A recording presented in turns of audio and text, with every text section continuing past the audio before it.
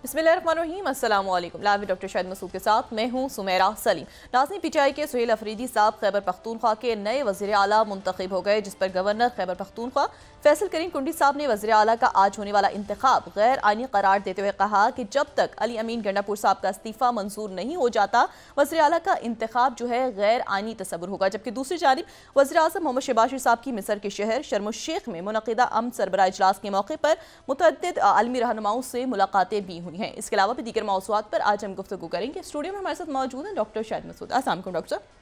जी आपको डॉक्टर साहब, वज़ीर आज़म शहबाज शरीफ साहब की मिस्र में मुनक़िदा अमन सरबराह इजलास के मौके पर मुतअद्दिद आलमी रहनुमाओं से मुलाकातें भी हुई हैं। उनकी ये मुलाकातें कितनी अहम हैं? जी, अभी तो वहाँ पे मुलाकातें ज़ाहिर है उनकी एक बड़ी समिट हो रही है, लेकिन इसमें जो इम्पोर्टेंट बात है वो ये कि सदर ट्रम्प जो हैं जी, वो आज पहले तो मशरिक़ वस्ता में उनका दौरा, चूँकि अभी चल रहा है जी प्रोग्राम, जब ये लाइव जा रहा है ऑन एयर, तो उस वक्त तक वो शर्म शेख में पहुँचे हुए हैं और शर्म शेख में यानी मिस्र में वो हैं और वो इसराइल से पहुँचे हैं और वो कोई 3.5 घंटे लेट हैं। यानी जो उनकी मिस्र में आमद हुई है एयरफोर्स वन की, वो अपने शेड्यूल टाइम से कुछ 3.5 घंटे लेट पहुँचे हैं मिस्र।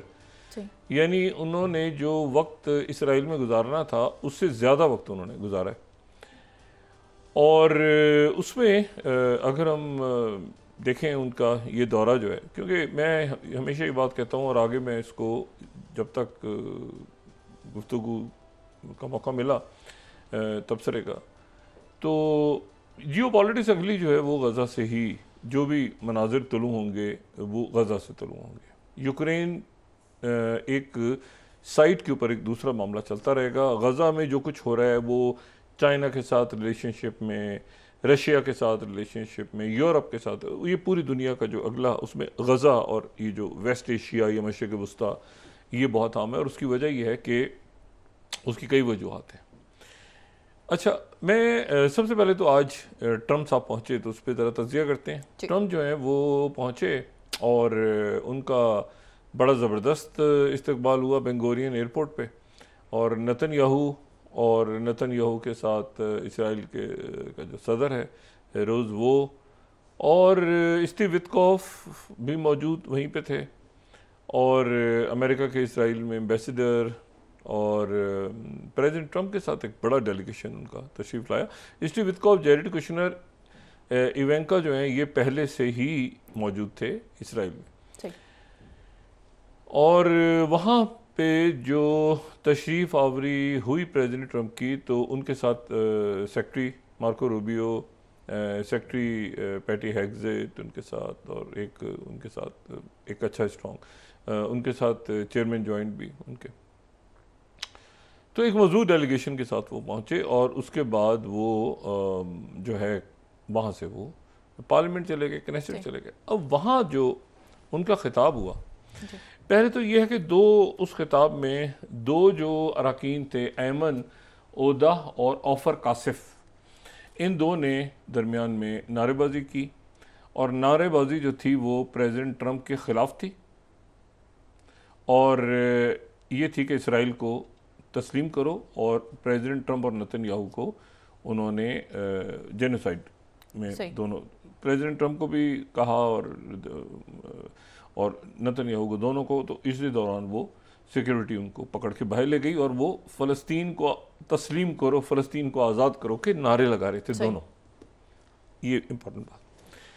अच्छा, फिर उसके बाद दूसरी जो इसमें बात मैंने नोट की, वो तकरीबन 1 घंटा प्रेसिडेंट ट्रम्प ने बात की और उसमें वो जो है वो तकरीर से ज़्यादा उनकी काबीना का इजलास लग रहा था, क्योंकि सारे ही जितने लोग थे उनकी टीम के, उन्होंने उनकी एक एक करके तारीफ़ की कि ये भी शख्स बड़ा ज़बरदस्त है, ये भी शख्स बड़ा ज़बरदस्त है। स्टीव विटकॉफ का दायरा एक रोल, स्टीव विटकॉफ का बड़ा इंपॉर्टेंट रोल रहा है, जेरेड कुशनर का ये वो सारे, और तो और उन्होंने कहा ये मैं जो नए चेयरमैन जॉइंट, इनसे कैसे मैं मिला था जब दाइश के ख़िलाफ़ बात चल रही थी और वगैरह, सब की तारीफ़ की। और फिर उसके बाद उन्होंने तारीफ़ों के डोंगरे जो हैं वो मतलब आप समझें कि होता है ना टन टन वज़री डोंगरे तारीफ़ के जो है वो नेतन्याहू के ऊपर उन्होंने उंडेल दिए। और उसमें नेतन्याहू, अच्छा अब इसमें ये बात इंटरेस्टिंग है कि नेतन्याहू मेरा ख्याल है कि सोच रहा है कि ये जो मैं लफ्ज़ इस्तेमाल करता हूँ ना, शहद की दलदल जी, उस शहद की दलदल का मतलब ये होता है, मैं अक्सर लफ्ज़ इस्तेमाल करता हूँ शहद की दलदल। एक तो होती है ना कीचड़ की दलदल, तो उसमें आप फेंक दे तो बंदा, अच्छा शहद की दलदल ये होती है कि वो मिठास मक्खन लगा लगा के शहद के अंदर डबो के किसी को मार दिया जाए, उसे मैं शहद की दलदल, जब मैं कहता हूँ लफ्ज़ इस्तेमाल करता हूँ तो ये करता हूँ कि किसी को तारीफ़ कर करके उसको उस दलदल में डूब के वो मर जाए, उसकी इतनी तारीफ़। और ऐसे होते हैं, ये जो बड़े बड़े जो मसाहिब हैं उनके इर्द गिर्द ऐसे लोग मौजूद होते हैं कि वाह वाह सुभान अल्लाह, वाह वाह सुभान अल्लाह करते करते उनको शहद में डुबो के, और उनका दम जो उनकी बाद में कोई पोस्टमार्टम करे कुछ करे तो उनके सारे हलक वलक से शहद ही शहद निकलेगा। तो ये शहद की दलदल की इस्लाम में यहाँ से इस्तेमाल करता हूँ। अच्छा एनीवे, तो शहद की दलदल में उन्होंने नेतन्याहू को मेरा ख्याल है कि डुबो दिया, और नेतन्याहू जो शहद की दलदल में डूब गया, क्योंकि उसमें 3-4 बातें बड़ी इंटरेस्टिंग हुई। तो खुद इतनी तारीफ़ें की नेतन्याहू की उन्होंने। अच्छा अपनी टीम की टीम उनकी जो है वो जाहिर है कि स्टीव विटकॉफ का बहुत बड़ा रोल, जैरेड कुशनर की वापसी हुई, और ज़ाहिर है मार्को रूबियो और बाकी उनकी टीम एक मतलब है कि प्रेसिडेंट ट्रम्प जो है बहरहाल वो जो है वो उन्होंने जंगबंदी तो करवा दी, और ये भी साबित कर दिया कि किसी एक आदमी जो नेतन्याहू शहद की दलदल में बस के नीचे जा सकता है किसी के थ्रू, तो वो सिर्फ प्रेसिडेंट ट्रम्प है जी। अच्छा प्रेसिडेंट ट्रम्प ने जो एक बात है ना वहाँ पे, वो बड़ी इंपॉर्टेंट है। उन्होंने कहा कि नेतन्याहू जो है ये सबसे ज़बरदस्त जो है ये वॉर लीडर, अगर जंगों के दरमियान कोई लीडर देखा है मैंने तो वो नेतन्याहू देखा है। तालियां, उन्होंने कहा बड़ा ज़बरदस्त आदमी है, तालियां, मेरा बड़ा अच्छा दोस्त है, तालियां, एक ज़बरदस्त लीडर है, तालियां, ये जंग जीत चुका है, ये बड़ी इंपॉर्टेंट बात है, ये जंग जीत चुका है, तालियां, इसने बेमिसाल फतेह हासिल की है, तालियां। मैं सदर से गुजारिश करता हूं कि इसको माफ़ कर दें। फिर सबके सामने उन्होंने नेतन्याहू को जलील किया कि ये जो सदर बैठे हैं, आपसे गुजारिश है कि इसको माफ़ कर दें, ये करप्शन के और बाकी मुकदमात हैं तो उसको सदारती माफ़ी दे दें, तालियां। अब मसला ये है यहाँ पे कि अच्छा फिर और गोलान की पहाड़ियों का जिक्र कर दिया दरमियान में कि गोलान की पहाड़ियाँ और यरूशलेम और ये सारा। अब सवाल ये है कि अगर तो जंग ख़त्म हो गई है जी, ठीक है ना, उसने बल्कि उन्होंने एक जगह ये भी कहा कि बीबी नेतन्याहू तुम्हें ये मानना पड़ेगा कि अब जंग ख़त्म हो गई है। तो अगर जंग ख़त्म हो गई है तो फिर अब मैं वही बात कह रहा था कि फिर इतना असला देने की क्या ज़रूरत है इसराइल को। देखिए ना, असल उसने खूब प्रेसिडेंट ट्रम्प वो जो है ना वो 120 मंजिलों पे ले गया नेतन्याहू को, प्रेसिडेंट ट्रम्प ले गया, और वहाँ ले जाकर उसने कहा कि तुम एक अजीम तरीन आदमी हो, तुमने जंगें लड़ी हैं, तुमने सब कुछ किया है, लेकिन अब तुम ये बात ज़हन में रखो कि जो जंग है वो ख़त्म हो चुकी है, फारिग जंग ख़त्म है, और हमने ये इशू सिर्फ इसराइल का और फ़लस्तीनियों का हल नहीं करना, हमने पूरे मशरिक़ वुस्ता को देखना है। मतलब तुम उसके एक छोटे से नन्हे से एक ट्रबल मेकर हो तो बस तुम जीत गए हो, और तुम्हें मुबारक हो। और बाकी ये कि मैं सदर से रिक्वेस्ट कर रहा हूँ तुम्हें माफ़ करता है या नहीं करता, वो अभी तक पता नहीं चला कि माफ़ किया सदर ने या नहीं किया। तो तुम जंग तुम जीत चुके हो और तुम बड़े ज़बरदस्त आदमी हो। तो अब इसकी तशरी जो है वो पता चलेगी कि ये देखें आज 2 ट्रम्प हमें नज़र आएंगे। अभी वो चूँकि उनकी दूसरी जो है वो अभी हमने गुफ्तगू सुननी है, तो मेरा ख्याल है कि आज हमें 2 ट्रम्प नज़र आएंगे। एक ट्रम्प हमें वो नज़र आएंगे जो आ चुके हैं, जो कि हमें नज़र आए इसराइल में जी। ये जो ट्रम्प हमें इसराइल में नज़र आए तो उसमें उन्होंने तो गज़ा का जिक्र भी नहीं किया, फ़लस्तीनियों का एक दफ़ा थोड़ा सा जिक्र उन्होंने किया, लेकिन गज़ा का उन्होंने जिक्र नहीं किया। उन्होंने कहा हॉस्टेज रिलीज़ हो गए, प्रिजनर्स का भी जिक्र नहीं किया। उन्होंने कहा हॉस्टेज रिलीज़ हो गए, आपको मुबारक हो, ये वो, तुम ज़बरदस्त आदमी हो, मैं इसराइल का बड़ा अच्छा दोस्त हूँ, ये वो सारी बातें कर करके हमारी फ़ौज बड़ी ज़बरदस्त है, ये वो सब। ज़्यादा टाइम उन्होंने अपनी तारीफ़, अपनी टीम की तारीफ़ में लिया। ये ट्रंप क्या वही ट्रंप होंगे जो पहुंच गए शर्म शेख और जिनका वहां पे टाकरा होने जा रहा है दुनिया के 20 मुल्कों के साथ? ठीक है ना। यहां तो भाई नेतन्याहू तो एक यानी जेनोसाइड में मुलविस एक मुर्दा घोड़ा। और बल्कि एक और बात उन्होंने बड़ी अच्छी की स्पीच में, वो कहते तुम आइसोलेशन में चले गए थे, तुम बिल्कुल तन्हा हो चुके थे दुनिया में, लेकिन मैं तुम्हारा इतना अच्छा दोस्त हूं कि मैंने उसे तुम्हें तन्हाई से निकाला है और पूरी दुनिया में इस वक्त लोग जो है वो डांस कर रहे हैं सड़कों पे। अच्छा, मुझे अब ये नहीं पता कि दुनिया में कहाँ पे सड़कों पे लोग डांस कर रहे हैं, क्योंकि तल अवीव में जहाँ यरगमाली छूट के आए हैं वापस हमास के कस्टडी से, वहाँ पर भी एक दुख, एक सदमे की कैफियत है कि भाई इतने महीनों के बाद वो वापस उनके प्यारे लौटे हैं। तो ये तो एक वहाँ पर भी एक दुख है। और जो यहाँ पर गज़ा में लोग हैं, वो जो लोग गज़ा में पहुँचाए गए हैं, जो चंद बसों के हमने मनाजिर देखे, कुछ बसें, अच्छा हमें जो बसें नज़र आ रही हैं ना, ये गज़ा में जा रही हैं। मगरिबी किनारे की फुटेज बैन है। मगरिबी किनारे में जो कैदी रिहा हुए हैं वहाँ की हम फुटेज टीवी नहीं दिखा सकते। ये जितनी फुटेज आज टीवी पे आ रही है, ये बसें गज़ा में गई हैं। ठीक है, ये गज़ा में, और गज़ा का भी वो इलाका जो येलो लाइन के एक तरफ है, यानी गज़ा का 58% या 53% इलाके में तो इसराइली फ़ौज बैठी है और अमेरिकन 200 ट्रूप्स बैठे हैं। तो बाकी जो थोड़ी सी पट्टी बची है उसमें ये बसें गई हैं और उन बसों में से उन फ़लस्तीनियों को छोड़ा है जिनको इस दौरान, यानी जिनको सजाएं नहीं हुई थी। ये जहन में रखें कि गज़ा से जो लोग छोड़े गए हैं, गज़ा में जिनको रिहा किया आके, ये वो लोग हैं जो कि डिटेन कर लिए गए थे विदाउट ट्रायल। इसमें वो डॉक्टर को नहीं छोड़ा, जो एक डॉक्टर था जिसने कहा था कि मैं पेशेंट्स का अपने इलाज कर रहा हूँ, तो उसको उठा के ले गए थे। वो अभी तक डॉक्टर उनकी कस्टडी में है। तो ये जो अंदर आते थे और उठा के ले जाते थे, ये वो लोग हैं। अब ये बसें गज़ा के अंदर पहुंची हैं। जो मगरिबी किनारे में लोग पहुंचे हैं, मगरिबी किनारे में जो 2000 या 1900 या जितने भी पहुंचे हैं, वहाँ पर ट्रांसमिशन वहाँ से हो नहीं रही। वहाँ सेलिब्रेशन पे भी बैन है और वहाँ पर ट्रांसमिशन पे भी बैन है और मुकम्मल एक तरह से कर्फ्यू है कि वहाँ किसी, क्योंकि वहाँ अगर छोड़ा जाएगा और वो फौरी तौर पे किसी ने कोई रूल तोड़ दिया तो फिर गिरफ्तार करके उसको फिर अंदर डाल दिया जाएगा। वो आप समझेंगे वो रिहा हो गए, वो जेलों में ही है। क्योंकि मगरी यहाँ तो अभी गज़ा का तय होना है ना कि क्या बनेगा गज़ा में। यहाँ तो हमास मौजूद है और हमास के जो लोग हैं वो असला तो नहीं फेंक रहे अभी, क्योंकि अंदर दूसरी मलेशिया को भी दाखिल किया हुआ है। दूसरी मलेशिया जो इसराइल की कुछ, और उसमें वो लोग हैं, उसमें उसको जो लीड कर रहे हैं उस मलेशिया को, जिनको इसराइल ने अपनी जेलों में रखा और फिर जेलों से छोड़ दिया और वो इसराइल की मलेशिया बन गए। तो अभी हमास के लोगों ने ये भी देखना है कि ये जो लोग छुट के आए हैं इसमें ऐसे कितने हैं जो असल में वो तो नहीं है जो उनकी मलेशिया बन के आ गए हों और अंदर आके उनको मुखबरी करके और अंदर ही खाना जंगी शुरू कर दें। तो एक गज़ा के अंदर एक बड़ा तनाव है। वही जो मलेशिया जो इसराइल ने ट्रेन की थी, उन्होंने एक मुमताज़ सहाफ़ी को भी शहीद कर दिया पिछले 24 घंटों में। 20 लोग शहीद किए हैं।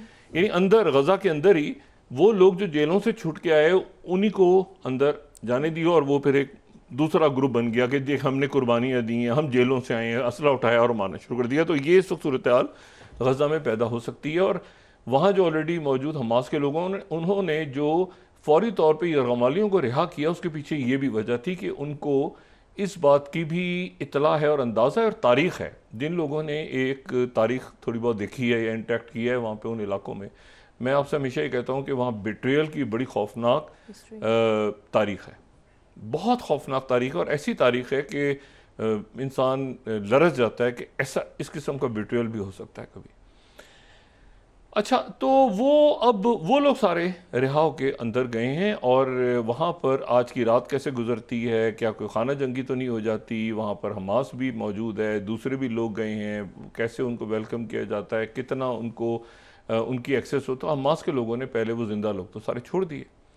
अच्छा, अब 2 ट्रंप अब आ जाए ना, 2 ट्रम्प कौन से? एक ट्रम्प तो वो जो कि जिन्होंने वहाँ तकरीर की, वहाँ पर उन्होंने इसराइल को, नेतन्याहू को शहर की दलदल में डाल दिया और कहा कि तुम जंग जीत चुके हो। और बीबी नेतन्याहू, अब ये ध्यान में रखो कि अब एक अमन का सुहाना दौर शुरू हो रहा है इस पूरे खित्ते में। ईरान के भी हमने न्यूक्लियर सारा तबाह कर दिया है। मतलब प्रेसिडेंट ट्रम्प जो है वो, उनका एक अपना इकोसिस्टम है, वो एक अपनी दुनिया में रहते हैं और वो अपनी ज़ात में अंजुमन है। वो कहते हैं कि ईरान का हमने तबाह कर दिया है, यहाँ पर एक नया मशरिक़ वस्ता जो है, आज के बाद दहशतगर्दी ख़त्म हो चुकी है, दुनिया में अमन ही अमन है, यहाँ पे कोई जंगें नहीं होंगी, लेकिन अमेरिका की फ़ौज सबसे ताकतवर फ़ौज है और हमारे पास सबसे ज़्यादा असला है। तो जंगें अगर नहीं होंगी तो असला क्यों है और ताकत क्यों है, और मतलब ये क्या है भाई फिर। बहरहाल, और गोल्डन डोम भी एक बन रहा है पता नहीं कितने बिलियन या ट्रिलियंस का। बहरहाल प्रेसिडेंट ट्रम्प ने एक बात ज़बरदस्त करवा दी, उन्होंने ये साबित कर दिया कि सीज़ फायर यानी पहला जो फेस था वो बहुत कामयाबी के साथ मुकम्मल हो गया। अब आ जाए जनाब ट्रम्प 2 जो भी हमें नज़र आएंगे थोड़ी देर में, जब वो शर्म शेख में, और मुलाकात उनकी किससे हो रही है जी। एक तो प्रेसिडेंट सीसी के साथ अभी उनके पहुंचते हुए 3.5 घंटे उन्होंने पूरी दुनिया के लीडर्स को, 20 ममालिक के लीडर्स को इंतज़ार करवाया है। शर्म शेख में 20 ममालिक के लीडर्स को इंतज़ार करवाया, 3.5 घंटे फ्लाइट लेट हुई है उनकी। ये आप ध्यान में रखें, जो शेड्यूल हमारे सामने पड़ा है उसमें वो लेट है। और ये भी नहीं पता मुझे अभी तक ये गुफ्तगू में, एक उनकी तो बायलेटरल मीटिंग उन्होंने कर ली, बायलेटरल क्या प्रेस के सामने की, जिसमें उनके साथ प्रेसिडेंट सीसी बैठे हुए थे और मीडिया से उन्होंने टॉक कर लिए। बाकी बायलेटरल मीटिंग्स क्या हो रही हैं, क्या जो है वो उनकी मतलब है कि बाकी रहनुमाओं के साथ वो मिलेंगे नहीं मिलेंगे, बायलेटरल मीटिंग्स करेंगे सबके साथ, या मुआहदा किस, या पहले वो तकरीर करेंगे फिर उसके बाद मुआहदा दस्तखत होगा, मुआहदा अगर दस्तखत होगा तो उस पर जामिन कौन से होंगे क्या, क्योंकि 2 फरीकैन के दरमियान ये मुआहदा हो रहा है ना जी।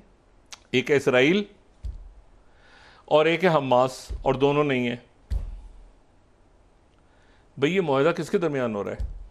ये इसराइल और हमास के दरमियान हो रहा है ना। हमास ने छोड़े हैं कैदी, उन्होंने छोड़े हैं, तो हमास ने छोड़े यरमाली, उन्होंने छोड़े हैं कैदी, लेकिन दोनों नहीं है। जब प्रेसिडेंट ट्रम्प गाड़ी में बैठ गए, उतरे जहाज में, गाड़ी में बैठे नेतन्याहू के साथ, तो नेतन्याहू से उन्होंने पूछा कि तुम आ रहे हो ना शर्म शेख? तो शर्म शेख ये इसराइल में हुआ है वाकया। तो नेतन्याहू ने कहा तो मुझे तो बुलाया ही नहीं है प्रेसिडेंट सीसी ने कहा अच्छा तुम नहीं आ रहे वहाँ? इन्होंने वहाँ से अपनी गाड़ी में से फ़ोन किया प्रेसिडेंट सीसी को, और प्रेसिडेंट सीसी से इन्होंने कहा कि तुमने नेतन्याहू को नहीं बुलाया। ये गाड़ी के अंदर जो हुआ है ना मामला, वो आपको बता रहा हूँ। प्रेसिडेंट सीसी ने कहा कि अच्छा आप चाहते हैं कि मैं नेतन्याहू को बुलाऊं? उन्होंने कहा बुला लो, बात करो। उन्होंने कहा नहीं मैं बात नहीं करना चाहता। प्रेसिडेंट सीसी ने कहा मैं बात नहीं करना चाहता नेतन्याहू से। तो उन्हें पता यही भी खबर बन जाए, क्योंकि ये अंदर की भी तो खबर हम बता ही रहे हैं ना, ये तो अरब मीडिया में चल रही है दुनिया भर में। अच्छा अब जनाब क्या हुआ कि वो नेतन्याहू को उन्होंने कहा कि ऐसा करो यार, इसको भी ये मेरे इधर ही भेजो, इसको बुला लो वहाँ पे। तो वहाँ से नेतन्याहू का, सॉरी प्रेसिडेंट सीसी ने नेतन्याहू को इनवाइट कर लिया कि तुम भी आ जाओ शर्म शेख। अब नेतन्याहू बहुत ही बेइज्जती हुई, उसने कहा कि यार ये कोई तरीका है? उसने कहा मैंने तो मिस्टर प्रेसिडेंट नहीं जाना, मेरी तो आज वो वहाँ पे मजहबी तातीलात शुरू हो रही हैं और वगैरह वगैरह, मैं बड़ा मजहबी आदमी हूँ। तो लेकिन ये है कि बहरहाल वो प्रेसिडेंट ट्रम्प ने फिर बता दिया किसी को साथी या उनके स्टाफ में से किसी ने खबर आउट कर दी कि भी प्रेसिडेंट ट्रम्प ने दावतनामा दिलवाया था, नेतन्याहू ने कहा कि नहीं जाऊंगा, दावतनामा सीसी ने भेज दिया था। अब दूसरी तरफ एक और किस्सा हुआ जी। दूसरी तरफ ये हुआ, एक साहब है हुसैन अश-शेख, ये जो है ये फ़लस्तीनी अथॉरिटी के नायब सदर हैं। इसी साल इनकी अपॉइंटमेंट, जो फ़लस्तीनी अथॉरिटी के प्रेसिडेंट महमूद अब्बास हैं, महमूद अब्बास ने इसी साल इनकी अपॉइंटमेंट की है as a vice president of Palestinian Authority. President Mahmoud Abbas की ज़ाहिर है एज हो गई है काफ़ी, और वो अब लोग ये सोचते हैं कि शायद उनके बाद कोई उनका जानशीन कौन होगा, कैसे आगे चलेगी फ़लस्तीनी अथॉरिटी, कैसे चलेगी। महमूद अब्बास को इन्होंने वीज़ा नहीं दिया अक़वाम मुत्तहिदा के जनरल असम्बली में जाने का, हमास को भी नहीं दिया। लेकिन एक साहब हैं जिनके बारे में प्रेसिडेंट ट्रम्प से पूछा गया जब वो जहाज़ में सफ़र कर रहे थे, तो जो मीडिया के साथ इंटरेक्शन हुआ तो वहाँ किसी ने पूछा कि ये टोनी ब्लेयर जो हैं क्या ये उसमें आ रहे हैं बोर्ड में। कहते हैं मैं देखता हूँ प्रेसिडेंट ट्रम्प का मैं चेक करूँ, उसका टोनी ब्लेयर का मैं चेक करूंगा भी जाके कि क्या है सिलसिला, क्या ख्याल है, होना चाहिए। मतलब उन्होंने एक सवाल उछाल दिया कि जैसे टोनी ब्लेयर में वो बहुत इंटरेस्टेड नहीं है। ठीक है, वो टोनी ब्लेयर को क्यों लाएंगे, जेरेड कुशनर को क्यों नहीं लाएंगे, स्टीव विटकॉफ क्यों नहीं लाएंगे, टोनी ब्लेयर में ऐसे कौन से सुरखाब कवर है। लेकिन टोनी ब्लेयर साहब ने कहा और काम किया जी।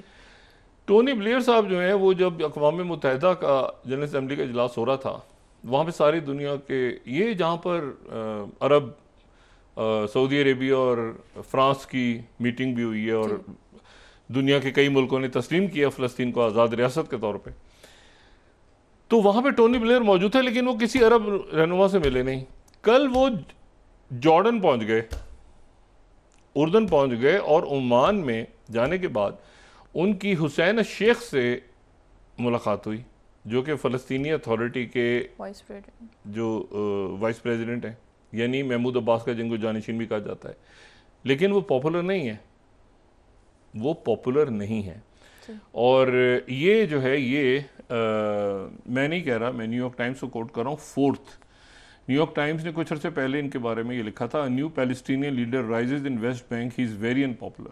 अब ये मैं कोट कर रहा हूँ, हुसैन शेख हमारे लिए काबिल एहतराम है। महमूद अब्बास चूँकि 2022 का है ये, तो उस वक्त अब तो 89-90 के वो हो गए बहरहाल, तो उस वक्त जो है वो महमूद अब्बास साहब ने इनको अपॉइंट किया था, लेकिन ये बहुत ज़्यादा पॉपुलर नहीं थे। इनको कहा था सर ज़ाहिर है पॉलिटिक्स है, उसमें मुख्तलिफ क्रिटिसिज्म होता है, ये सारा चलता है।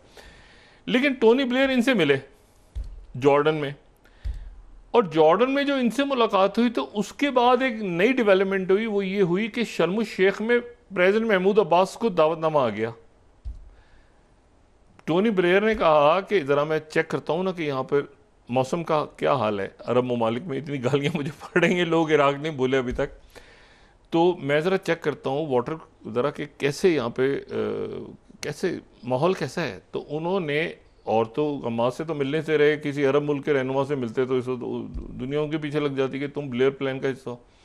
तो वो इनसे मिल लिए, इनसे मिलके उन्होंने महमूद अब्बास साहब को वहाँ पे बुलवा लिया। अब महमूद अब्बास जो गए हैं वहाँ पे इजिप्ट में जो मौजूद हैं, इजिप्ट में पहले उन्होंने नहीं जाना था, हमास को भी नहीं बुलाया हुआ था, फ़लस्तीनी अथॉरिटी को भी नहीं था और नेतन्याहू को भी नहीं था। लेकिन जो महमूद अब्बास पहुँचे हैं तो महमूद अब्बास को टोनी ब्लेयर ने ये हुसैन शेख से दावतनामा दिलवाया मुलाकात करके, और ये शो किया है कि मैंने बड़ा ज़बरदस्त काम किया। भाई ये काम तो कोई भी मुल्क, अगर ये जनरल सीसी होता तो वो भी बुलवा लेते। देखे ना, ये तो बात कोई, ये तो इशू नहीं था, लेकिन उन्होंने असर्ट करने के लिए अपने आप को कि मैं भी कहीं मौजूद हूँ। टोनी ब्लेयर को उन्होंने कहा कि मैंने, देखो मेरी वजह से फ़लस्तीनी अथॉरिटी वहाँ पहुँची है। अब वो फ़लस्तीनी अथॉरिटी वहाँ पहुँची है, लेकिन मुआहिदा तो हमास के साथ हुआ है। बल्कि एक्सिस की जो रिपोर्ट है, वो रिपोर्ट ये एक बड़ी इंटरेस्टिंग रिपोर्ट है। 16th अगर मैं यहाँ पे कोट करूँ, ये तो ये एक्सिस ने एक रिपोर्ट दी है, अभी स्कूप है उनका 16th। वो कह रहे हैं कि डायरेक्ट मीटिंग हुई है स्टीव विटकॉफ और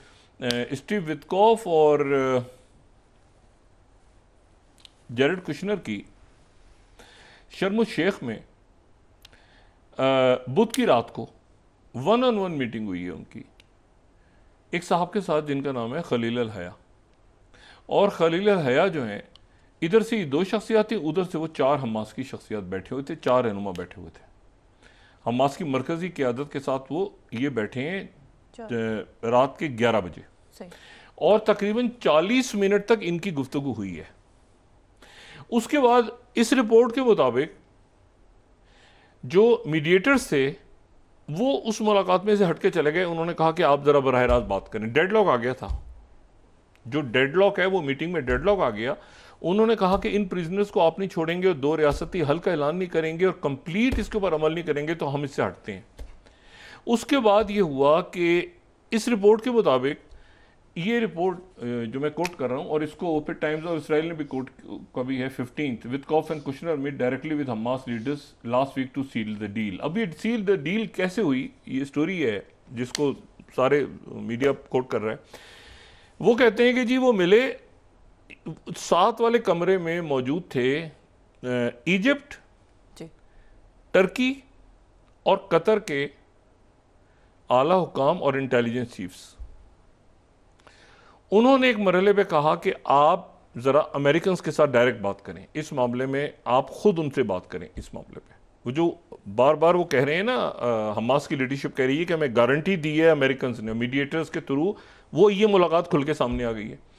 अंदर जो मुलाकात हुई है एक्सेस के मुताबिक, वो मुलाकात में अमेरिकन ने वो सारी गारंटीज दे दी कि नहीं ये लोग भी रिहा होंगे, ऐसे होगा ऐसे होगा। फिर उसके बाद ये हुआ कि हमास की लीडरशिप उठ के फिर दोबारा मुलाकात के लिए गई तुर्क, कतर और इजिप्ट के आला हुक्काम के साथ, और उनको जाके कहा कि अमेरिकन मान गए हैं इस बात पे, और मतलब एक ही साथ ही थे ना, तो वो भी आ गए।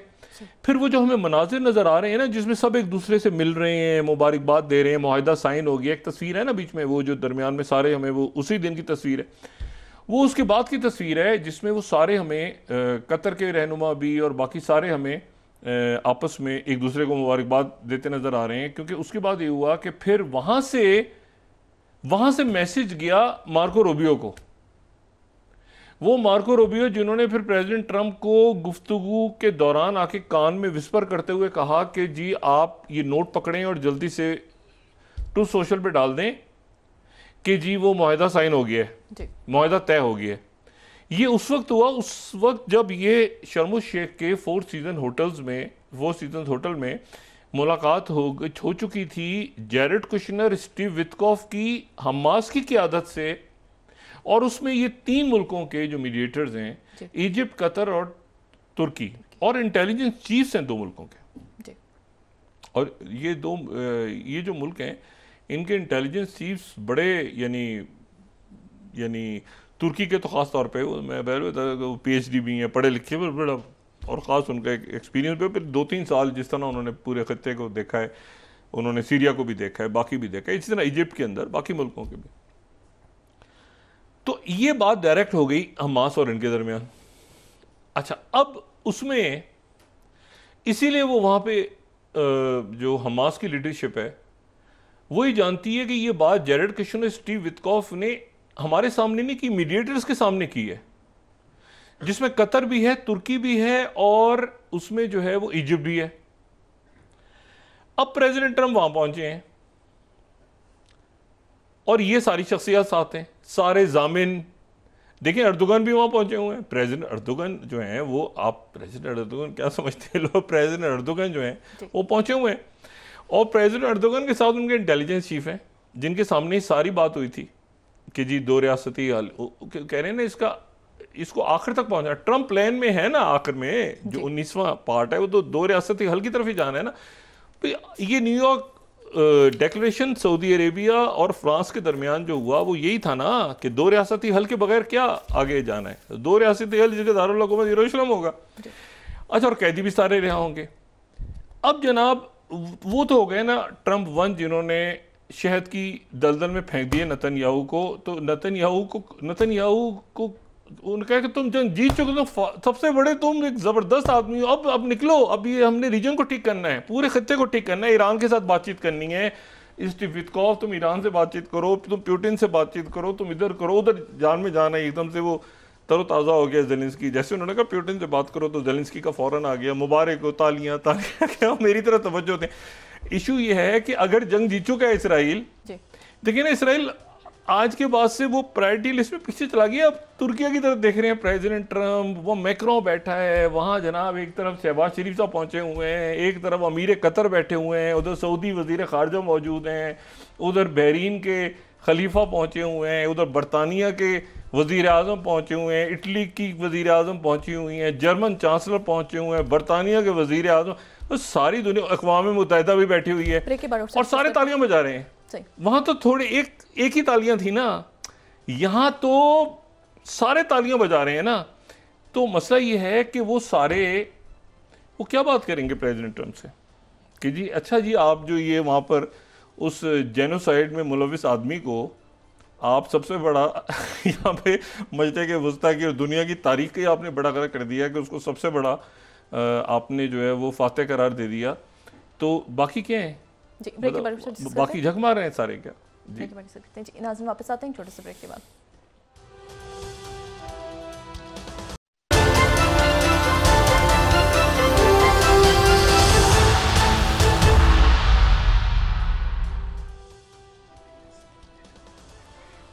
वेलकम बैक नाज़रीन। तो डॉक्टर साहब, प्रेसिडेंट ट्रंप भी मिस्र पहुंच गए और आप जिस तरह कहते हैं कि उनकी मुलाकातें हो रही, वही मैंने बात की ना कि प्रेसिडेंट ट्रंप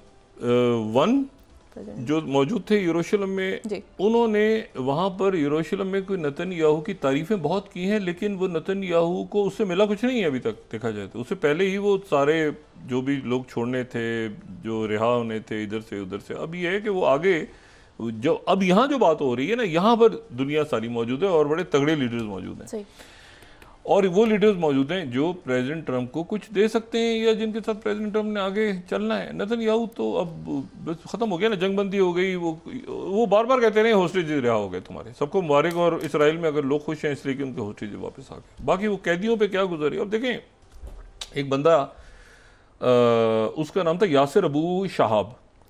यासिर अबू शहाब जो है, इसको 2015 में हमास ने पकड़ लिया था गज़ा में, ये ड्रग ट्रैफिकिंग और ये सारे करते हुए, ठीक है, और इसको जेल में डाला हुआ था। जैसे ही वहाँ पर ये 7 अक्टूबर 2023 हुआ, तो जेल सबसे पहले वो जेल टूटी जहाँ पर ये था मौजूद, या तोड़ी गई, और ये वहाँ से निकल के भाग गया, और निकल के जेल से निकल के भाग गया। और कुछ अरसे के बाद जो है ये वापस गज़ा में दाखिल हुआ, गज़ा ह्यूमैनिटेरियन फाउंडेशन और जनाब इमदाद और ये और वो पूरी मलेशिया के असला वसला लेके दोबारा दाखिल हुआ, और वहाँ पे हमास के लोगों से और फ़लस्तीनियों से इसने मुखबरी शुरू कर दी और लड़ना शुरू कर दिया। उसके बाद ये हुआ कि इसके एक दो लोग जो साथी थे इसके ऊपर हमास ने पकड़ने की कोशिश की, एक दो साथी पकड़े गए, उनको फांसी लगा दी, गद्दार पकड़े गए वहाँ पे जासूसी करते हुए, बाकी जो है वो ये भाग के निकल गया। अब इशू ये है कि अब आप ये देखें कि ये गज़ा ह्यूमैनिटेरियन फाउंडेशन, इस तरह के लोग चूँकि मरे हैं, अब अगर हम दिखा सकें वो उस ज़माने का गार्डियन अगर हम दिखाएं, अगर जब ये इसको कुछ ऐसे पहले नेतन्याहू ने डिफेंड किया था कि Palestinian clan accuse of ties with jihadist group, और उन्होंने कहा कि ये जो है ये अंदर इनकी लड़ाई हो रही है। और फिर उसके बाद स्काई न्यूज़ ने बाद में ये रिवील किया कि ये तो असल में इसको कैश मिल रहा था सिर्फ इस बात के लिए कि वहाँ पर जो है वो गज़ा ह्यूमैनिटेरियन फाउंडेशन के साथ जाओ और अंदर सारा स्मगलिंग करके और जासूसी करके और इस तरह को सपोर्ट करो। इशू ये है सारा कि ये वो है जो प्रेसिडेंट ट्रंप ने अपने सर से बोझ फेंकने उतार के जी। ये प्रेसिडेंट ट्रंप ने अपने सर से ये सारी लाइबिलिटीज़ हैं, गज़ा ह्यूमैनिटेरियन फाउंडेशन फलाना ढिमा, वो आगे अगर उन्होंने निकलना है तो ये सारी लाइबिलिटीज से उनको, और सबसे बड़ी लाइबिलिटी उसमें नेतन्याहू है जी, और ये इंतहा पसंद टोला है। अच्छा, और उसमें वहाँ पर जो 2 रियासती हल का ऐलान देखें ना, जो ये सारा ये तो जंगबंदी फार्मूला तो नहीं है ना, एक कॉम्प्रिहेंसिव प्लान जो दिया है, उस कॉम्प्रिहेंसिव प्लान में तो टाइमलाइन है कि इतने टाइम तक वो बाहर चले जाएंगे, फिर फौज अंदर आएगी तो वो क्या असलहा छीनेगी हमास के लोगों से, तो हमास के लोग क्या उनको असलहा दे देंगे? अभी तो वो कह रहे हैं कि गद्दार खुद घुसे हुए थे, यानी वो उन्हीं के अपने गज़ा के गद्दार उनको पैसा दे दिया था। तो हमास के लोग जो फ़लस्तीनी हैं वो ये देख रहे हैं कि वहाँ जो टेबल पे मौजूद हैं, अच्छा वो यासिर अबू शहाब ने कह दिया साथी कि ये फ़लस्तीनी अथॉरिटी बड़ी अच्छी है, इनको लाया जाए, तो वो जिसके ऊपर बुराई डालनी हो तो यासिर अबू शहाब उसकी तारीफ़ कर देता है। तो वो हमास के लोग और बाकी सारे लोग, वो हिजबुल्लाह भी ख़त्म हो गई, ये भी ख़त्म हो गया, वो भी ख़त्म हो गया, दुनिया में लोग नाच रहे हैं। दुनिया में लोग उस वक्त नाचेंगे जब एक 2 रियासती हल सामने आएगा और फ़लस्तीनी रियासत का ऐलान होगा और अमेरिका उसको एक्सेप्ट करेगा और यरूशलेम उसका दारुल हुकूमत होगा। उससे पहले कैसे अमन आ सकता है एक जगह पर जो बुनियादी, और फिर जेनोसाइड में जो मुलविस हैं भाई, एक तो वो तो उनका हक था ना उनकी ज़मीन, वो जो जेनोसाइड में मुलविस है एक आदमी, कत्लेआम किया उसने, तो आप यहाँ पर अपने लोगों को, बाइडेन को और इसको और उसको सारों को कटहरे में खड़ा कर रहे हैं, तो आप इसको क्यों नहीं करते? इसको नेतन्याहू को क्यों नहीं करते? वहाँ खातून की बड़ी तारीफ हुई, वो खातून जो है वो उनकी डोनर हैं, वो जनाब ठीक है, मतलब वो मरियम एडल्सन वहाँ मौजूद थी, एक खातून है, वो 40 बिलियन डॉलर हैं उनके पास, उनका शौहर की डेथ हो गई हुई है, तो वो जो है वो इसराइल के पेपर को, इसराइल है उनको उन भी करती हैं, और वो तीसरी बड़ी डोनर भी हैं रिपब्लिक के। बट डजंट मीन कि आप जो है वो पूरी, मतलब ये लोग हैं ना स्टीव विटकॉफ जैसे लोग जिन पे दुनिया ट्रस्ट करती है, और वो बड़ी प्रेसिडेंट ट्रंप ने तकरीर अच्छी उन्होंने बात की, उन्होंने कहा ये स्टीव विटकॉफ की सारे लोग तारीफ करते हैं, वाकई करते हैं। लेकिन इस तरह के अगर लोग हैं आज की दुनिया में, तो जो सुलह सफाई की और जिनकी जो हमास से भी बात कर लेते हैं, देखिए ना, जो हमास से भी बात कर लेते हैं, जो नेतन्याहू से भी बात कर लेते हैं, जो तो ऐसे लोग हैं प्रेसिडेंट ट्रंप की टीम में, और ये वो रवायती बाबूज नहीं है। तो अगर तो ये मामला आगे बढ़ता है, और मामला इस तरह से आगे बढ़ता है कि वो कमिटमेंट्स जो कि हमास के साथ हुई हैं और जिनके बाद फिर हुतीज ने भी कमिट किया, आगे हुतीज का भी तो मसला हल किसने करवाया? Steve Witkoff. ये यहाँ पर उन्होंने कहा कि स्टीव विटकॉफ जल्दी करके सारा मिडल ईस्ट ठीक करो, जल्दी करो, जो उधर तुम्हें यूक्रेन भी संभालना है, जाके ठीक करना है मामला। फिर इधर शी जिनपिंग इसी महीने, ये शी जिनपिंग से मुलाकात होगी या नहीं होगी, वो भी सर पे खड़ा हुआ है मामला सारा। देखिए बड़ा चेस बोर्ड सज रहा है। तो ये ज़रा प्रेसिडेंट ट्रंप 2 जो हमें नज़र आते हैं, अभी प्रोग्राम का वक्त ख़त्म हो रहा है, इस वक्त जाहिर है कि अभी तक तो हम इतनी बात ही कर सकते हैं। प्रेसिडेंट ट्रंप 2.0 जो हमें नज़र आएंगे शर्म शेख में, वो वहाँ पर क्या बात करेंगे, और क्या ये वही बात होगी जो यरूशलेम में इन्होंने की है, या वो बात आगे बढ़ाएंगे? और जामिन कौन होंगे? भाई बहुत से मुल्क चाहेंगे ना कि वो 1-on-1 भी तो उनसे बात करें, सिर्फ फोटो सेशन भी।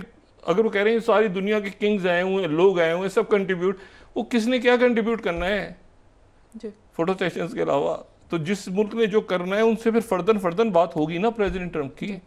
तो क्या बायलेटर्स होंगी, नहीं होंगी, अभी तक शेड्यूल में नहीं है। हो भी सकता है कि बायलेटरल हो जाए उनकी मुलाकात, या उनके टीम मेंबर्स की हो रही हो इस दौरान, प्रेसिडेंट ट्रंप बात कर रहे हो। तो अभी इंतज़ार करते हैं कि शर्म शेख में अगली जियोपॉलिटिक्स उस खित्ते से जहाँ पे 2 लाख तो 2-2.5 लाख तो एक ही 2 सालों में, और इससे पहले कई दिहाइयों तक हज़ारों या लाखों लोग अपनी ज़िंदगियाँ दे चुके हैं, उनका खून बह चुका है फ़लस्तीनी कौज़ के लिए। तो इंतज़ार करते हैं और देखते हैं कि वहाँ से शर्म शेख से प्रेसिडेंट ट्रंप जो है वो किन कलमात के साथ सामने आते हैं। जी बहुत शुक्रिया डॉक्टर साहब। नाज़रीन, इसके साथ ही आज का प्रोग्राम अपने इख्तिताम को पहुंचा। मुझे सुमेरा सलीम को इजाज़त दीजिए। अल्लाह ने के बाद। जी डॉक्टर साहब, अपना दोस्तों रिश्तेदारों गिरदनवाह के लोगों का सब ख्याल रखिएगा। अल्लाह हाफ़िज़।